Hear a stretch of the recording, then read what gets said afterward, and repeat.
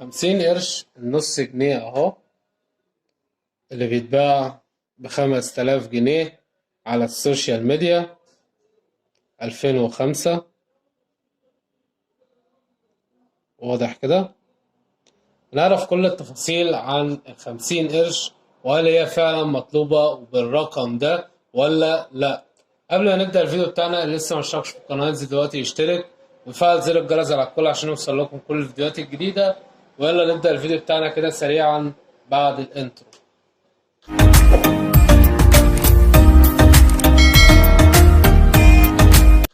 ورجعنا لكم تاني. معانا ال50 قرش او نص جنيه 2005.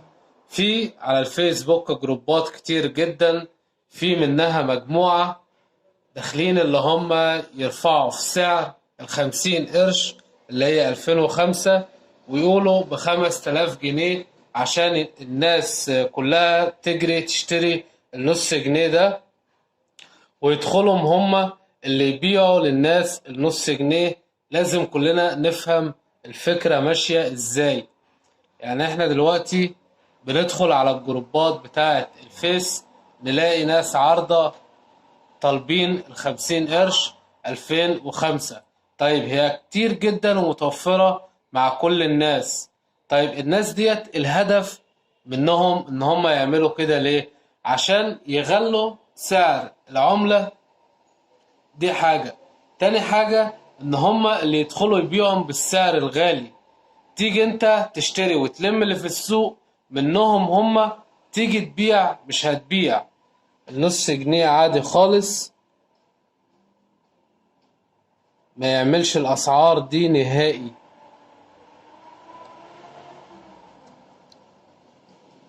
اهو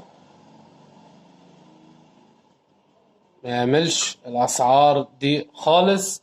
الكل يخلي باله، محدش ان هو يدخل يصدق الحاجات دي خالص. مفيش نص جنيه لسه متداول يعمل 5000 جنيه نهائي. الهدف من الناس ديت ان هي ترفع سعر العملة، وبالتالي هم اللي يدخلوا ويبيعوا. ويجي مثلا اللي انت معاك اللي هو النص جنيه ده وعايز تبيعه اللي كان طالبه، يقول لك ايه يعني مثلا طب استنى اسبوع ولا حاجة، بحيث ان هو يكون باع اللي عنده للناس اللي هي عايزة تلم ال50 قرش 2005، وبالتالي محدش هيشتريها منك. فانت ما تدورش على الحاجات ديت خالص، ولا تركز في الحاجات اللي هي متداولة حاليا. ركز في الحاجات اللي هي النوادر، اللي بسعرها اللي هي سعر تقيل، اللي هي يعني مثلا 10 مليمات 1980 صقر، 5 مليمات 1973 صقر ألمونيوم. الحاجات ديت اللي سعرها غالي. ما تشغلش بالك خالص ولا ب50 قرش 2005 ولا الجنيه 2005. الحاجات ديت كلها بيتم التلاعب عليها على جروبات الفيسبوك، بحيث ان الاسعار الحاجات ديت ترتفع على الفاضي ومحدش هيشتريها. بالتالي انت اللي هتكون خسران. قبل ما تشتري اي عملات اقنع نفسك، قبل ما تبيع عملات اقنع نفسك. تقنع نفسك ازاي ان ديت فعلا تساوي السعر ده ولا لا؟ طيب اللي معاه عملات وعاوز يبيعها هيبيعها ازاي؟ عندك طريقتين، ودولت اكتر طريقتين تقدر تبيع من خلالهم اي عملات معاك. الطريقة الأولى وهي جروبات الفيسبوك للعملات القديمة في مصر، بس أهم حاجة تخلي بالك ما تبيعش لأي حد.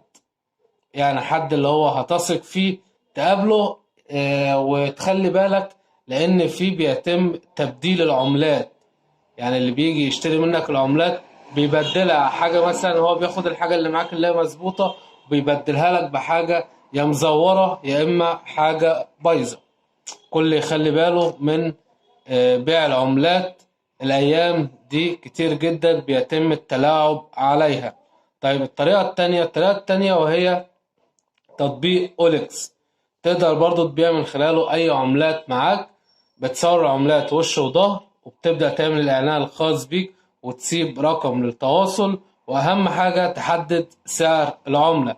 يعني لو عملتك ب100 جنيه تحط ال100 جنيه، عملتك ب20,000 جنيه، حط ال20,000 جنيه. تمام. محدش يصدق ال50 قرش ولا الجنيه خالص ان هما بالاسعار ديت، لان العملات ديت يا جماعة لسه متداولة. طيب لو حابب انا ابيع الحاجات ديت هبيعها بكام؟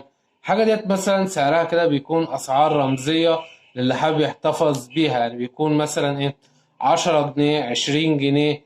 بس ده المتداول حاليا، وديت الاسعار اللي بيتم البيع بيها.